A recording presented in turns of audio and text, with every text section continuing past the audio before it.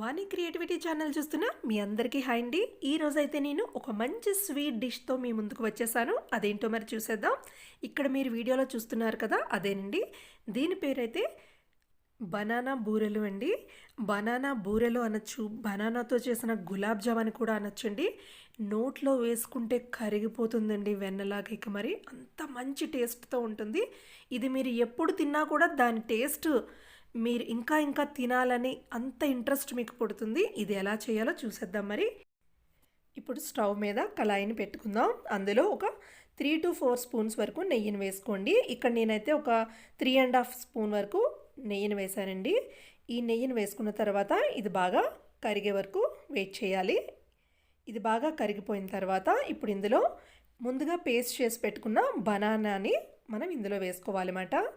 Banana మనం ఒక స్పూన్తోని paste చేసుకోవచ్చు. ఇలాగా మెత్తగా చేసేసుకొని ఇలా వేసుకోవాలి. ఇది ఎంతవరకు కలుపుకోవాలి అంటే మొత్తం నెయ్యి అనేది బనానా పేస్ట్లోని బాగా కలిసిపోవాలన్నమాట. అంతవరకు కలుపుకోవాలి. మనకి ఇప్పుడు కార్తీక మాసం ఎలాగో అవుతుంది కాబట్టి మనం దేవుడికి ప్రసాదం అనేది బనానాలు ఎక్కువ పెడుతుంటాం కదా, అరటిపళ్ళు అనేవి. ఆ అరటిపళ్ళు వేస్ట్ అయిపోతూ ఉంటాయి. అలాంటప్పుడు ఇలా చేసుకొని తినండి, చాలా బాగుంటుంది. మళ్ళీ ఇంకొకసారి మీరు ట్రై చేస్తారు తప్పకుండా, అంత బాగుంటుంది. ఇక్కడ మీరు చూసినట్టయితే మొత్తం నెయ్యి అన్నది అరటిపళ్ళు పేస్ట్లో కలిసిపోయింది. ఇప్పుడు ఈ స్టేజ్లో మనం 1 కప్పు వరకు ఉప్మా నూకను తీసుకొని వేసుకోవాలి అన్నమాట. ఇందాక తీసుకున్న కప్పు ఈ కప్పుకి కొంచెం ఒక 100 గ్రాములు అయితే తక్కువ ఉంటుందండి, అంతే, అంతకుమించి అయితే ఏం లేదు. ఇప్పుడు మొత్తం ఉప్మా నూక అన్నది అరటిపల్లి పేస్ట్లో బాగా కలిసిపోవాలన్నమాట. అలా కలిసిపోయేటట్టు కలుపుకోవాలి. ఇదంతా మనం మూత పెట్టకుండా ఇలా కలుపుతూనే చేసుకోవాలి. చూడండి, ఇక్కడ నేను మొత్తం కలిపేశాను కదా. ఇప్పుడు ఇందులోని ఉప్మా నూకని ఎంతైతే తీసుకున్నామో అంత మనం పంచదారని తీసుకొని వేసుకోవాలి. ఇక్కడ పంచదార అనేది నేను తీసుకున్నది కొంచెం పెద్దదిగా ఉండటం వల్ల నేను 1/2 కప్పు మాత్రమే వేశాను. అలానే 1 కప్పు వరకు కొబ్బరిని తీసుకున్నాను. ఇక్కడ మీరు ఫ్రెష్ కొబ్బరి ప్లేస్లో మీరు ఎండు కొబ్బరిని కూడా తీసుకోవచ్చు. ఆ టేస్ట్ కూడా చాలా బాగుంటుంది. ఇప్పుడు ఇవన్నింటినీ బాగా కలుపుకోవాలి. పంచదార అన్నది మీరు చూసుకొని వేసుకోండి, ఎందుకు అంటే అరటిపళ్ళలోని కొబ్బరికాయలోని మనకి స్వీట్ అనేది ఉంటుంది కాబట్టి. ఇప్పుడు వీటన్నిటిని బాగా కలుపుకోవాలన్నమాట. చూడండి, ఇక్కడ చూస్తున్న విధంగా బాగా కలుపుకోవాలి. ఇలా కలుపుకున్న తర్వాత ఇందులో కొంచెం చిటికెడు ఫుడ్ కలర్ వేసుకోండి. అలానే ఒక 1/2 కప్పు వరకు మీరు పాలను వేసుకోండి. ఇక్కడ నేను మిగడతో పాటు పాలను వేసుకున్నాను. ఎవరైనా ఇక్కడ మీకు ఫుడ్ కలర్ వద్దు, అవాయిడ్ చేద్దామని అనుకుంటే మీరు నెయ్యిని మరగబెట్టేటప్పుడు కొంచెం చిటికెడు పసుపు వేసుకోండి, సరిపోతుంది. ఇప్పుడు ఇందులో ఒక చిటికెడు సాల్ట్ కూడా వేసుకోండి. మనం ఎప్పుడు స్వీట్ చేసినా ఒక చిటికెడు సాల్ట్ అంటూ వేయాలి, అప్పుడే దాని టేస్ట్ చాలా బాగుంటుంది. ఇప్పుడు ఇది కలుపుతూ మనం ఒక 5 మినిట్స్ వరకు ఉడకబెట్టుకుంటే సరిపోతుందండి. చూడండి, ఇక్కడ నెయ్యి అనేది సపరేట్ అయింది కదా, ఇలా అయితే సరిపోతుంది. ఇప్పుడు దీన్ని మనం బాగా చల్లారబెట్టుకోవాలన్నమాట.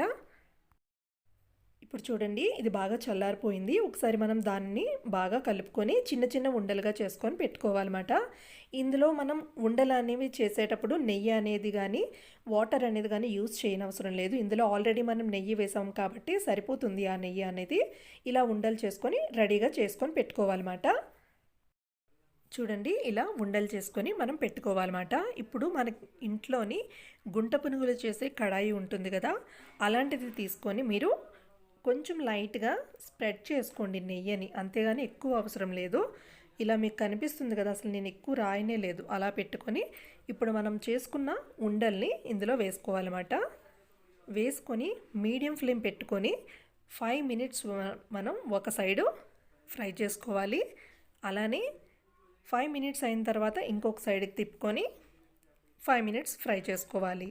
ఇలా మనం అన్ని సైడ్లు తిప్పుకుంటూ, అంటే 4 సైడ్స్ మనకి వస్తాయి, మీరు తిప్పేటప్పుడు మీకు తెలుస్తుంది. అలా 4 సైడ్స్ మీరు 5 మినిట్స్ అలా ఫ్రై చేసుకొని తిప్పుకుంటూ ఉంటే మీకు ఆ కలర్ అనేది తెలుస్తుంది. గులాబ్ జామ్ చేసేటప్పుడు కానీ బూరెలు చేసేటప్పుడు కానీ ఒక మంచి గోల్డెన్ కలర్ వస్తుంది కదా, సేమ్ అలాంటి కలర్ వస్తుంది. ఇక్కడ చూడండి, మీరు ఈ వీడియోలో చూసినట్టయితే ఎలా అయితే ఉన్నాయో సేమ్ అలా అయ్యే వరకు మనం అన్ని సైడ్లు తిప్పుకుంటూ ఉండాలన్నమాట. ఇవి చాలా చాలా బాగుంటాయండి. టేస్ట్ అనేది మీరు ఒక్కసారి చేసి చూడండి, మళ్ళీ మళ్ళీ చేయటానికి ఇష్టపడతారు, అంత మంచి టేస్ట్ వస్తుంది. ఇవి మనకి ఫ్రిడ్జ్లో పెట్టకుండా అయితే ఒక 3 డేస్ వరకు అయితే బయట పెట్టినా కూడా నిల్వ ఉంటాయండి, ఏమీ అవ్వు. అదే మీరు కానీ ఫ్రిడ్జ్లో పెడితే ఒక 1 వీక్ ఖచ్చితంగా ఉంటాయి. చాలా బాగుంటుంది టేస్ట్ అనేది. ఇది మీరు తినేటప్పుడైతే దీని టేస్ట్ అయితే ఏ స్వీట్ టేస్ట్తోని మీరు కంపేర్ చేయలేరు, అంత మంచి టేస్ట్ వస్తుంది. ఈ టేస్ట్ అయితే ఇప్పటి వరకు మీరు చేసి ఉండరు. ఒకసారి మీరు ఇది తప్పకుండా ట్రై చేయండి. ఈ వీడియో అయితే మీ అందరికీ నచ్చింది అనుకుంటున్నాను. నచ్చితే మరి లైక్ చేయండి, షేర్ చేయండి, సబ్స్క్రైబ్ చేయడం అయితే అస్సలు మర్చిపోవద్దు. ఎప్పుడైనా సరే ఇలా బనానాలు వేస్ట్గా ఉండిపోయినప్పుడు ఇంట్లో ఈ స్వీట్ని మీరు తప్పకుండా ట్రై చేయండి. Thank you so much.